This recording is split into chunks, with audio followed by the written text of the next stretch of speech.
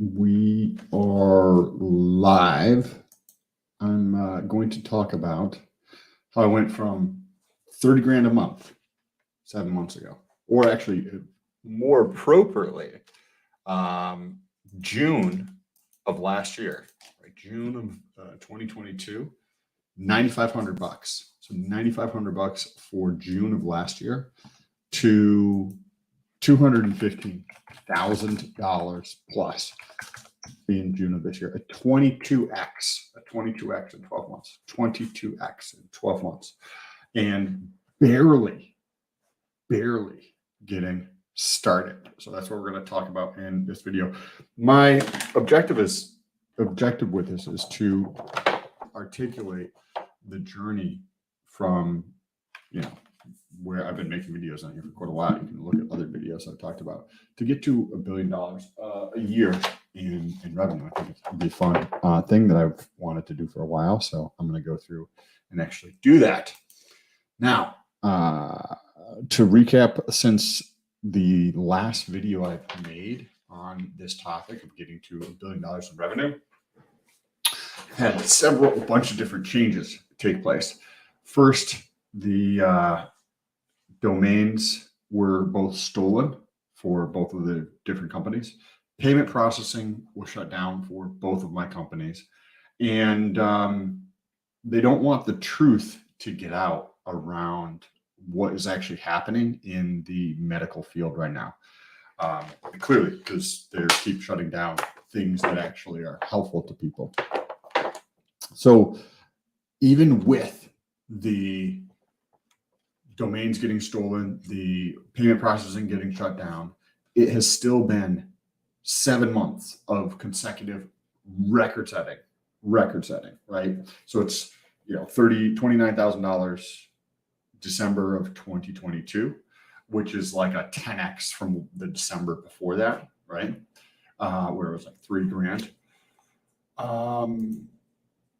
Hex, you're talking about Hex? No, I'm not. Haven't been paying attention to those at all whatsoever, in all honesty. I've been just doing my own thing.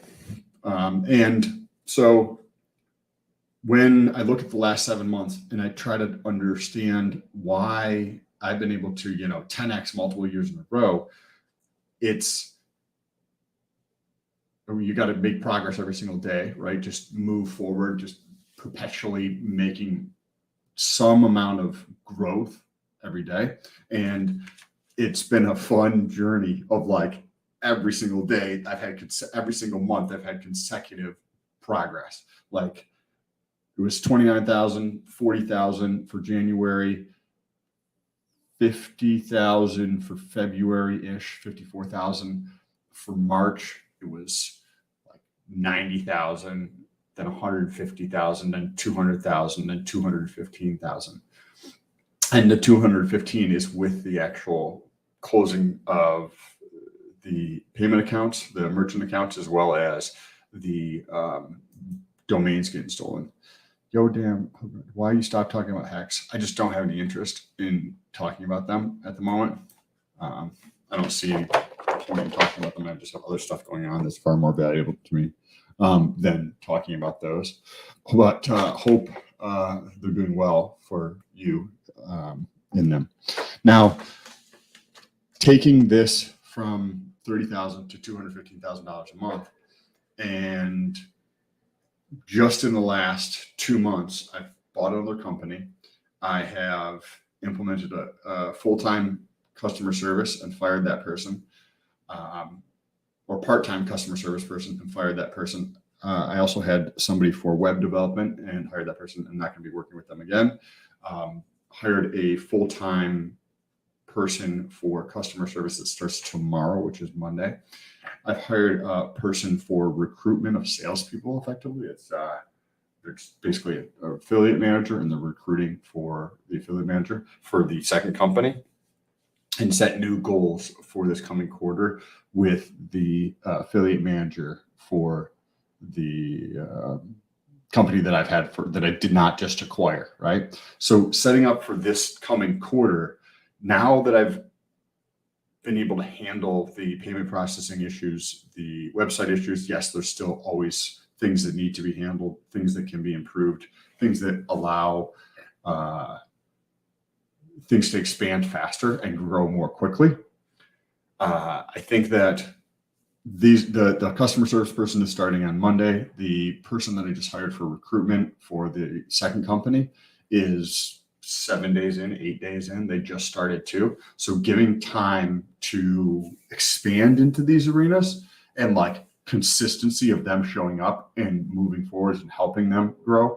Also implementing things to aid in the camaraderie as well as the education and helping the affiliates that are in place, right? Because there's maybe like 550-ish affiliates across both companies. So helping the affiliates grow, helping them, get their questions answered through community groups, whether it's on WhatsApp or on Facebook or potentially like a Telegram and or Discord in the future, to allow them to build a community within themselves and be helping in that process. That's one thing that I've been very hands-off with, that this quarter I'm working on communicating more with the affiliates to just help them through the process. And then I've also outlined like 12 different things that I would love to be able to accomplish in this coming quarter. What crypto do you recommend? And I like Ethereum. I think that Ethereum is great. Bitcoin, which is good crypto or business for sure. Let's see. Okay, so one of the 12 things that I have here for this coming quarter that I'll outline to like move forward: updating the packaging and creating a custom box. And I think a good way to explain this is something like iPhone, right? iPhone comes in a nice designed box. It's very sturdy, and then it has the inserts inside of it, which are also sturdy. It's specifically made for it. Although I think both crypto and business, not or. I think it should be crypto and business, right? I don't know what that is, but hopefully it's good. So I'm redoing all the packaging, because when you look at, say, like the iPhone, if the iPhone just came in a little plastic bag, the iPhone wouldn't be perceived to be as valuable because the packaging is not the same quality. So doing that, I'm in the process of getting multiple quotes for custom packaging, which will allow me to increase the perception of value at a very low cost of, like, buying 10,000 boxes or something like that. There's small things that need to be done on the second company that I just bought. I just rebranded it, changed the logo, changed the entire site, redesigned the entire website, and the mock-ups have to be finished. So this is just something small, but needs to be done over the next quarter. Another thing is thermal packaging with ice packs. That's something that the perception in people's minds is going to be X, but the cost to do so is Y, right? So if you were to denominate both of those in terms of dollars, right? So say if the cost of ice packs and thermal packaging to protect against heat is, let's just say $2, right? The $2 cost is explicit. That's how much it's actually going to cost for those things. The value in terms of the consumer's mind is in excess of $2, right? So say it's $12, say it's $26. I've talked to a customer who paid $140 for thermal packaging with ice packs. So like the massive increase in value for the perception in consumers' minds, that's what you can think about, doing things that are like cost X, but the value to the consumer is X plus Y, right? Where they get a much bigger bang for their buck, so that the business is stronger and gets even more cash flow and trust with consumers. And there's some more things in here, which I'll probably be actually launching another business here. There's probably 500 to 2,500 labels that I print every single month. but I order them from a company. So I'm ordering that printer, right? So some of these things are small. Some of these things are very big projects to work on for this quarter. The printer is probably going to be like $3,000, but it will allow me to print on demand. So if I don't have them here, but say my mail that I need to open up. So say with printers, right? I have a stack like this of sheets of labels that then get manually applied to the products. And somewhere in the neighborhood of probably like not even 500, it's probably like 1,000 to 2,500 items a month, right? And so I buy the labels, but I buy excess of the labels so that I have them all the time in case I need to put more labels on products, right? I don't want to run out and then have a week to 10-day lead time before I get the labels in stock. So then what ends up happening is you have a stack of effective stuff, money that's just sitting there, right? Because the labels are just excess money that's just sitting there in terms of inventory of labels that don't need to be there. So that's a cost that will continue to grow as the businesses grow, versus spending $3,000 on a printer solves that, because I can print on demand. As well as when I'm thinking about like an investment or making a decision in business, I'm like, okay, how does this bring in new money, right? Like if you're going to make this decision, I want to know two things. Like, how is this going to bring in additional money, or how is this going to cut my costs, right? Because then that's also new money to me if I'm able to cut costs, right? So doing those things, and like understandably, things can take time. Like certain investments can take time. So the shorter the payback on certain things, like those are, generally preferred. Where something like a printer that's $3,000 could pay for itself, right? Because if I'm spending $400 to $700 a month on labels, this pays for itself in a very short period of time.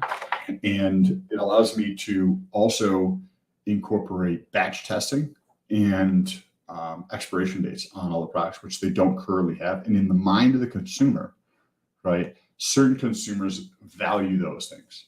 So in those consumers' minds, it's extremely more valuable. Plus, if you pull up two different products and one has batch dates on it and testing and an expiration date, and one does not, like it's pretty evident in people's minds that the one that's gone a little bit further is perceived to be more valuable. So I'll be able to do that. There's another piece of equipment, it's probably 10 or 20 grand. It's called an HPLC analytical piece of equipment. And this equipment allows you to test peptides, right? So there's multiple different ways to test peptides, but one way is the weight. So a peptide is a string of amino acids that are all put together to make up that specific peptide. So if you have a string of amino acids, say if there's a string that's 21 amino acids strung together, right? That's that sequence of 21. Well, each amino acid has a molecular weight or a molar weight. And when you take each individual 21 molecular weights and you add them up, there's a total for that specific peptide, right? So that you can know exactly the weight of this. And then if you know the exact weight of a peptide sequence and you compare that to the what this peptide is supposed to be, right? Like if you say XYZ is 21 different amino acids strung together with a molecular weight of 5,000 or whatever the case is, then if you're testing a brand new batch of a product that comes in and it's supposed to be this product, right? Then you're like, okay, cool. This needs to have a tested weight of 5,000 molar mass, right? And so this piece of equipment would allow me to go through and test the molecular weight of each peptide, right? So this would probably be like a separate entity, but it's probably $10,000 or $20,000. So that one, I would like to get that this quarter, and this saves me. I want to put this in the frame of does it bring in new money or does it save me costs, right? Because that's how I'm thinking about the decisions as I go through and make them. And so I'm like, okay, does this going to save me any cost? Well, right now it's costing say $150 to $350, or say $500 if you're getting multiple tests done on a specific peptide, right? So say per month, I'm sending $500 to $1,000 in cost to independently test from a third party the quality of the products, right? So when you figure, okay, I'm spending that much, but if I do a one-time cost or debt, right, to buy this piece of equipment, then I don't have that cost anymore, right? I can just take $10, $15, $20,000 and buy this piece of equipment and then either run it myself or hire somebody to actually operate it for me. And then I just have the operational costs of their labor and or consumables and maintenance for the piece of equipment, like, you know, electricity, but also there's other things like certain chemicals are needed to break things down to test that specific amino acid sequence, right? So that's one thing. It will potentially help lower costs some, because if I'm doing $500 to $1,000 a month in that cost is going up. If you look at, like, you know, history, right, 200K plus per month in June of 2023 versus June of 2022 was $9,500, right? So $9,500 versus 200, so 22x increase. Like, the cost of testing is obviously going to go up, right? Or like you would think it would go up. And this would help me control that cost so that I don't have, it's not like increasing with sales, right? So say in several more months, say it's $1 million a month, right? So instead of $500 to $1,000 a month for testing, now let's say it's $2,500 for testing, right? At $2 million a month in sales. Well, buying the equipment allows me to put a cap, so to speak, or control the slope of like the increase of the cost for testing, right? Because I'm just going to be paying an employee or somebody to do that for me, and the consumables, which are going to not go up as fast as paying a third party to actually do the testing. Now, how does this potentially bring in new money, right? Well, by lowering the cost, new money to me, but then how could I also get this to bring in additional cash, right? Well, it would be set up as a separate entity. I can reach out to new companies or have somebody reach out to new companies to see if they're interested in having their shit actually tested, because a lot of companies in the research space, so research compounds, don't actually test their products, or they falsify the documents, or they will test once and then they get multiple new batches in and they don't continue to test, right? And so I can use this to sell to these companies to start doing testing for them and make it easy. Because when you think about testing right now, one of the companies that I use for testing is like very cumbersome. You're emailing them back and forth. It's not just an order page to buy the test and then just be done with it, right? And then also from a money standpoint, right? Like sending out product to get tested, the testing them, getting the results back, and then paying for it is currently how it's done, right? But it's over email. It's very cumbersome, right? Versus having a beautiful web page that's up there that makes it super simple, super easy, answers customers' questions on the page to be able to get testing, and then has them pay for the test before it's done, right? Because right now I pay for the test after it's done. So this is going to shift the cash flow from in the future to today, and that will help from a business standpoint. Your cash coming more quickly, right? Happy, come. That's my dog. Hey, come. And that will help with bringing in new cash as well as save me a tremendous amount of time. Currently, it takes 7 to 3 weeks to get testing done, right? Like I sent out something about 2 weeks ago and I still don't have the results in. So sometimes it's quickly as like 10 days-ish, and other times it's maybe 3 weeks before I actually get the results. So better communication is definitely the opportunity with this as a separate entity. Now, this, in terms of the size and the like how quickly it will grow, I don't think it's like, I don't think that the opportunity is very big for like that type of testing. Could be 100% wrong, right? Coming from the outside, but it could easily be a business that pays for itself and generates extra cash and saves time and money, right, over time, and increases the like the quality of the businesses in general, right? So I don't know, it's not necessarily going to bring in as much as, like, say, thermal packaging would bring in, or redesigning the packaging completely, or changing like the mock-ups that we just talked about for the site. But I think it can easily pay for itself. And like most things in business, once you go through and take those steps to do something, you realize other opportunities that you hadn't actually realized before, right? So I think that could be the case too. Still have some more things to iron out and learn about that. I also would like to get on a course this month on peptides. And then what I can actually utilize the new packaging to sell the peptide course, right? So if you're selling research compounds, there's a lot of different research compounds that, like, normal people just don't know about, right? So if there's customers that are purchasing these products, they at least have a higher likelihood of buying a course that's related to that than the general population would, because the general population is ignorant of what research compounds are or peptides are. So this could be an easy add-on, right? And let's just do the math on that. If it's, say, about 1,500 packages a month, and that's growing, and say at a 10% conversion, right? Because these are already people who have already spent money, they already trust, and et cetera, right? 10% conversion is 150, and say $100 a pop for the course. That's an additional $15,000 of revenue coming in on the back end for what's already getting done.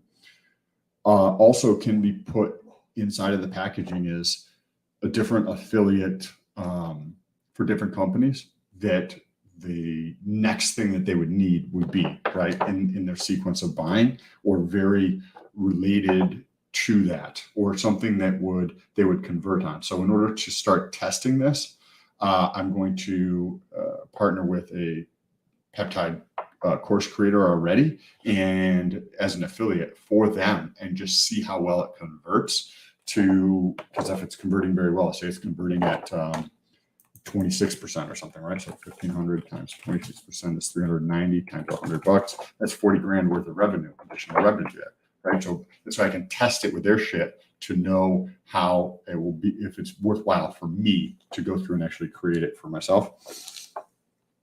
Next is a completely different business that I would like to start. And I've thought about starting this for 3 years and haven't done anything about it. So I figured it's about time I should start taking action on this. That can just be grown kind of like passively. And this is beef jerky brand. So, like, I enjoy beef jerky, but there's a lot of like crap that's in beef jerky. You're like, okay, beef jerky is just beef, right? But like in reality, a lot of bad things are used in beef jerky. Like a lot of things are bad just in the grocery store in general, like they're poison for you. And I want to I'm creating a beef jerky brand that will just be focused on the fitness and like the health and biohacking people, right?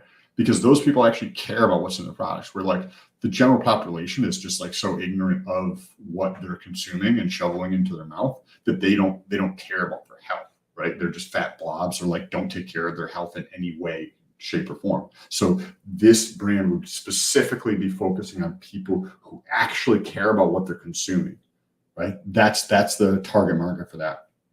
And if I'm shipping out currently, say 1,500, and say by the end of the year it's 4,500 packages, but let's just assume it's 1,500 packages, and you put in an offer in the package for the beef jerky, right? Like whether it's free product, some type of promotion, 20% off or something, right? And you get a 10% conversion. There's another 150 converting per month.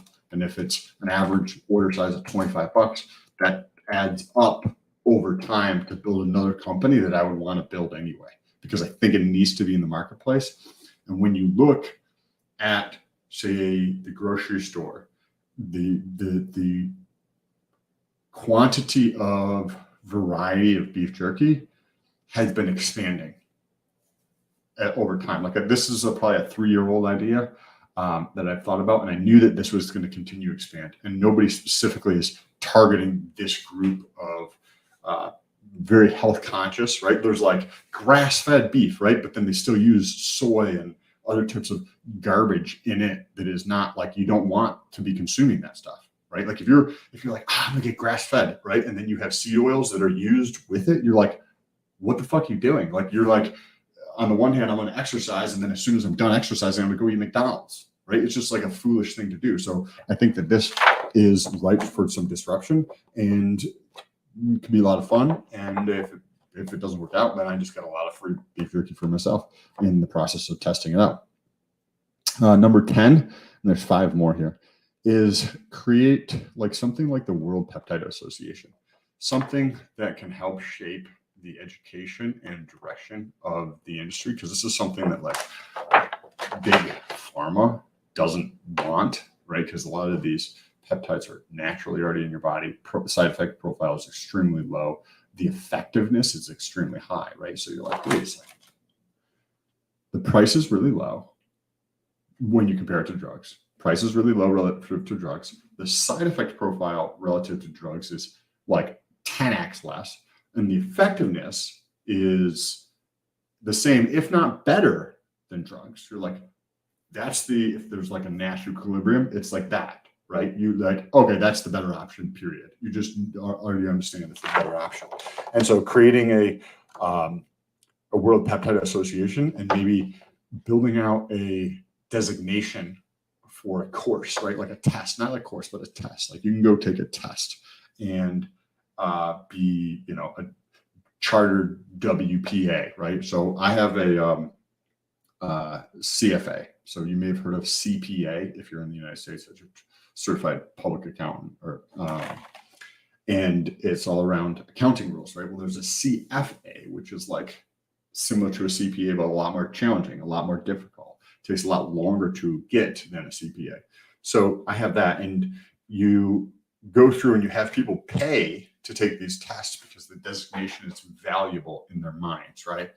Businesses like this, etc. So tying the World Peptide Association into, say, clinicians or, in the next 10 years, if you're in the United States, probably globally too, but definitely if you're in the United States, like all across the entire country, you're going to see clinics pop up, like med spas or like TRT or HRT type businesses. They're going to be popping up everywhere across the United States because people's hormones are effed up, and these businesses are going to be selling peptides and research compound type products, right? And they're going to be popping up all over the place. It's already happening. If you're in the space and you're like paying attention to it, it's already happening, right? So you can create a World Peptide Association. This is the idea. Create a World Peptide Association that has a chartered WPA designation. That you take this test and then now you're certified. You're like a chartered member of the WPA, and this allows you to have like a leg up on anybody else that wants to work at one of these like med spa clinics, like TRT type clinics, HRT type clinics, because you already have the education on peptides, and you've proven that by going through and taking this test. So that's one thing. There's setting up multiple other payment solutions for both companies, because that's when you're close to like the truth, and a lot of big players don't like it, they're going to do what they can to shut you down, right? Like as I mentioned at the beginning, both domains got stolen. The hosting was shut down and the domains were actually stolen from GoDaddy, right? They're like, you violated our terms of service, even though what I'm doing is 100% legal. They are like, you violated our terms of service. There's zero recourse, right? And it's not like I'm just going to have 10 grand to go out and hire a lawyer to see if there's anything I can do to get back the domains. I want to get going again to get cash coming in the door, right? So the same thing happens with payment solutions or like payment providers or merchant service companies. These are the companies that like will process credit card payments, right?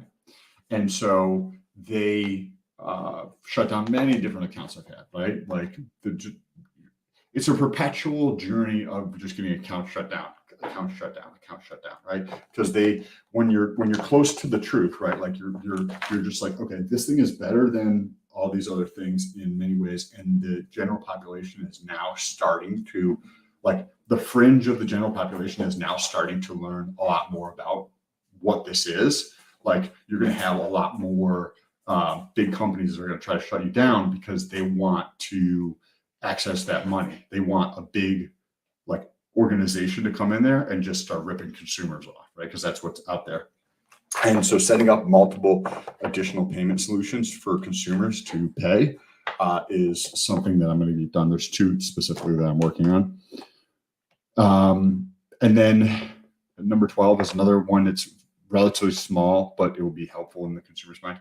The company that I bought, the branding was garbage. The website was garbage. The product labeling was garbage, right? So the branding is done in terms of new logo, website completely redesigned, but the mock-ups have to be finished. That was number 2. And number 12 here is redoing all the labels. All of the labels for the second brand are just garbage, and they just need to be redone, right? It's not very clear. There's many things that you learn as you continue to grow, that now that I'm a lot bigger than I was a year ago, I've learned about labeling that I can now implement in a smaller company, right? So I can implement all the things that I've learned from my business in a smaller company to grow the smaller company. Number 13 is there's a real estate deal that I'm also working on to buy 6 units for real estate, and it's mixed use. So there's 5 residential ones and 1 commercial unit, and the 5 residential ones are all below market. So it's near where I'm located, and the rents are all way below market. They're way below market. So buying this, even if they want like a higher price, right? It just, like, when you understand how, like, commercial property is priced, it's priced on the cash flow it generates, right? So say the gross rents on this are about $7,300 a month, right? Times 12, so $87,000 a year, right? $87,500. That's gross revenue in terms of sales coming in from rents. Now, all 5 of the residential units are mispriced, and the commercial unit is also mispriced, and the property needs some TLC, right? So I believe that I can easily raise rents by about $400 per unit, right? So 400 times 5 is $2,000 additional per month, times 12 months is $24,000. Now, commercial properties are going to trade on a cap rate. That's the capitalization rate, is like what the full name is, and that's how much you earn on your money if you were to pay for the property in cash. So if you have something that's a 10 cap, then that means if you have $1 million property and you pay all cash for it, you would earn 10% on your money a year, right? But we all know real estate here in the United States, people don't pay for it in cash, right? Or if they do pay for it in cash, they put debt on it afterwards because that actually increases your returns. That's why they specifically mention that the cap rate is if you pay for it in all cash, right? So say if I can lock this up for like a 10 cap or 12 cap, because the property is not in super great condition, and the location is like, the location is actually changing drastically and has changed drastically over the last 5 years, and is going to continue to change and improve. But currently it's, maybe like a C+, B- type of location. Although Publix, which is a very popular grocery store down here in Florida, Walmart, gyms, Starbucks, McDonald's, all these are within like a mile or less of this location, like half a mile for a lot of them, right? Like Publix and Walmart and like McDonald's and Starbucks are all within like half a mile of the location. So like there's opportunity for this to grow drastically. So that $24,000, right? Raise rents, $400 on the 5 units, plus let's say another $300 a month times 12 months for the commercial unit. So we got a total of $27,600 of increased rental income, right? Yes. Okay. You're like, Sam, you're not factoring in how much you're going to put in. Okay, cool. I've already factored that in, right? Say if it's $7,500 per unit that you have to put in there, and you have what, 5 units, right? So you're going to have 40 grand or whatever the number is, plus some into the commercial space and some in the exterior, right? Making it nice, painting it, etc. So about $28,000 of additional income coming in per year at a 10 cap. That's 28,000. That's $280,000 of equity that can be created in a year. That can just continues to build, because what happens to rents in 2 years from today? Rents are higher. So buying that deal is number 13. And number 15 is buy another business. There are two leads that I have to buy another business, and one of them is relatively smaller than mine, and one of my businesses, and one of them is bigger than my businesses. So still working on getting in contact with the owners on those. I'm going through an intermediary, like somebody that I do business with or know that knows these people that might want to sell or have told them that they are open to selling. And so I would like to buy another business before the end of the quarter. I think that adding in another business forces me to create additional processes in place and create synergies across the board when you're running, 4 or 5 different companies at the same time, and put people in places where you have an expertise. Now the expertise can be spread out over multiple companies. So you get this amplification or synergistic effect by adding on these additional businesses. And through the process, you're always learning new stuff about the acquisition piece of it, right? So if I can add on another company before the end of the year, even if it's a smaller company, that's perfectly fine, because then I can take what I know and plop it onto that one and make that grow faster. Or if it's a bigger company, then there's things that I'm doing that they're not doing that I can help grow that business. And there's things that they're doing that I'm not doing that I can implement in my business to make my business grow faster. So that's number 15. And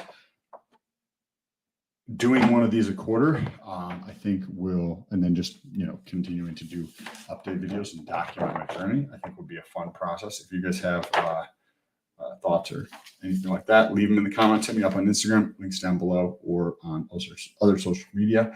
Anybody who did stop by, and thank you for stopping by. Also, Yanham and O's, whatever your name is here, thank you for tuning in. I'll talk to you guys on the next video.